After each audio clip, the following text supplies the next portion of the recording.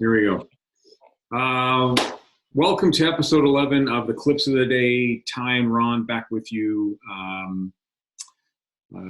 focusing on team defense, Ty. Yeah. Team defense. Coach found a team that none of us have ever heard of, but they play amazing defense. Really cool to watch, and all stuff that we all can do. We have to coach it better, and player-wise, all you guys can do it for sure. Guys and girls can do it for sure. Yeah, indeed. So doing lots of offense, and so for the people who love defense out there, this is your time, I guess, right? So we'll just show quickly how we came upon the Randolph Mason Yellow Jackets from Ashland, Virginia. Can you see my screen okay, Ty? Yes, I can. Awesome. So we have access to Synergy, and Synergy runs unbelievable data. It's mind-boggling. So we'll keep it simple today, and what we've looked at is in Division III NCAA basketball. So Randolph Mason is from Ashland, Virginia, population 1,500 on campus, and they're quite a successful team. I think they were like 26-4 this past year. Wow. So Ty, talk to the folks watching a little bit about points per possession. Well, points per possession are the amount of points that you give up or score. You measure it both ways, but when we're on defense, the amount of points we give up per possession that the other team has the basketball. And a new possession starts, even if you get an offensive rebound, a new possession starts. So it's every time the ball is repossessed. So they give up 0.74. Is that what we're looking at? Points per possession, which is out of this world, really. And they give up 56.6 points per game on 76 possessions. So I think they must play a little bit slower, only giving up 76 possessions. Yeah.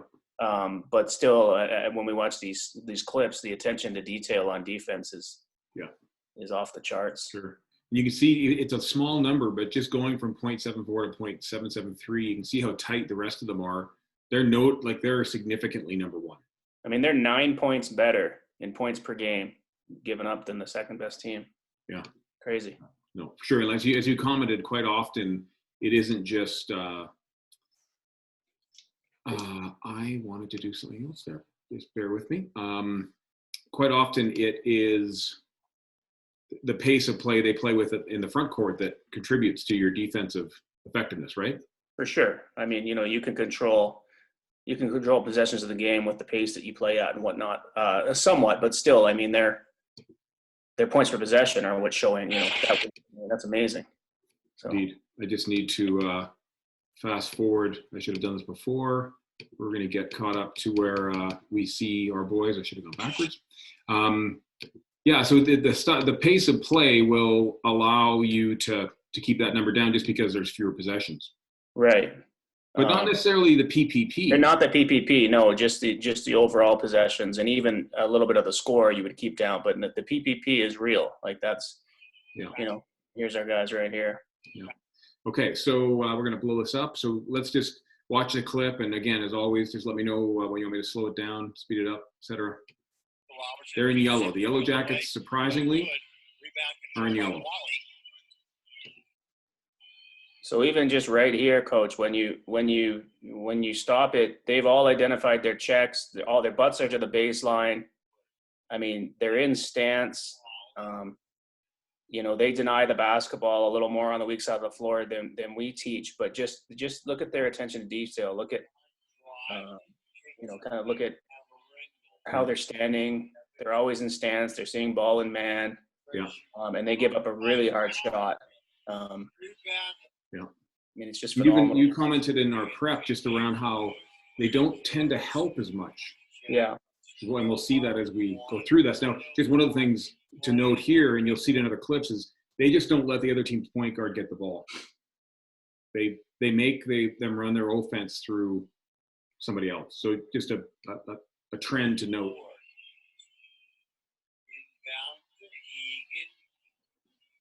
and pick I this mean, up and I mean, you just front look at, I mean, they're all matched up. They're all on the defensive side. They're not giving anything easy up.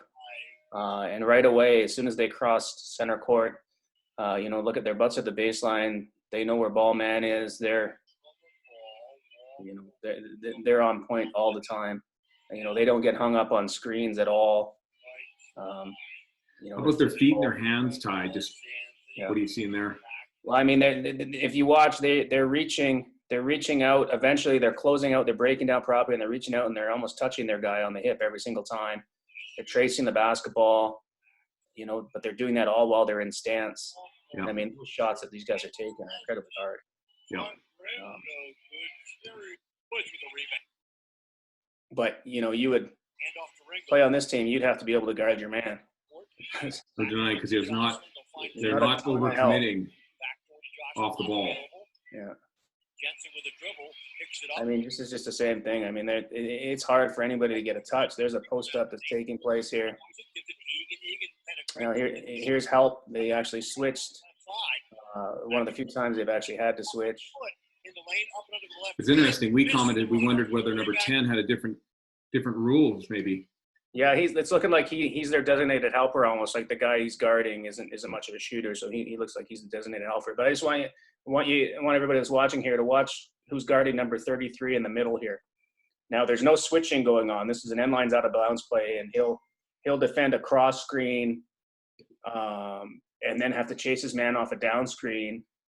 I think he defends a cross screen and then a down screen and helps on the down screen and then has to chase his man off of a screen. And he does it all well and doesn't get hung up on the screen. And the effort that he puts in here is amazing. So I'm going to run at full speed and then back it up and go half speed. Finds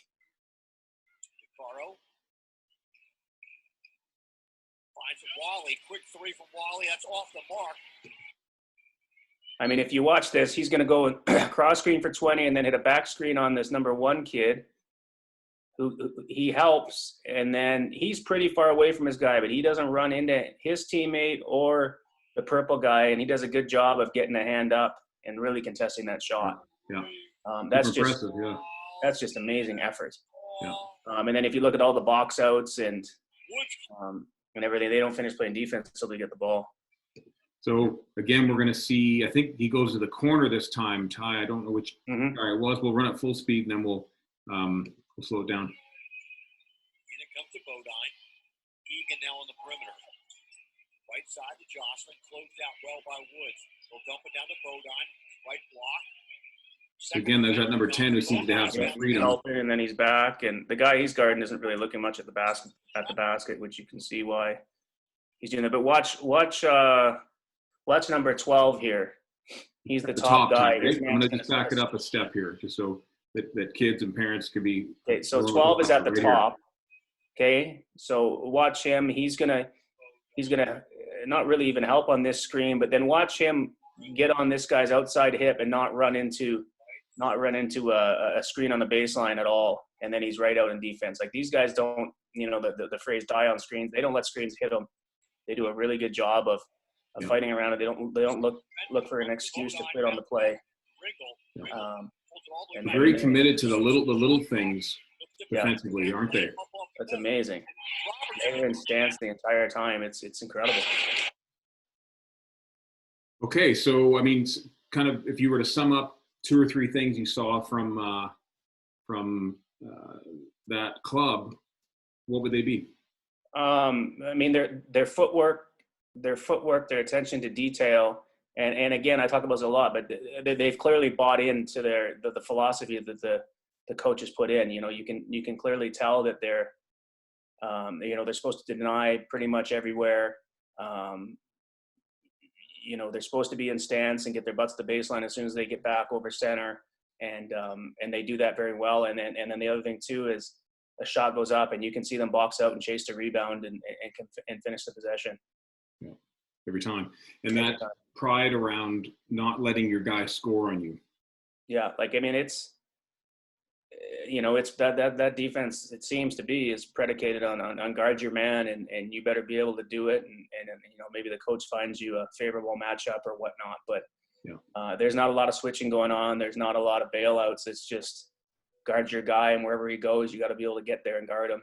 be it off a screen or whatever. And there was a couple possessions that we saw where they did switch, kind of emergency switches and stuff like that, and they did it very well. But that's clearly a last resort for them. No, for sure. All right, Ty, thank you. Episode 11 in the books. We'll be back at you. Exciting. Tomorrow, we're going to be breaking down the survey results. And I have access to keeping an eye on it as they come in. And I tell you, we have a lot of content to work with. I can't wait. Okay. It'll be All fun. right. Thanks again, Ty. All right.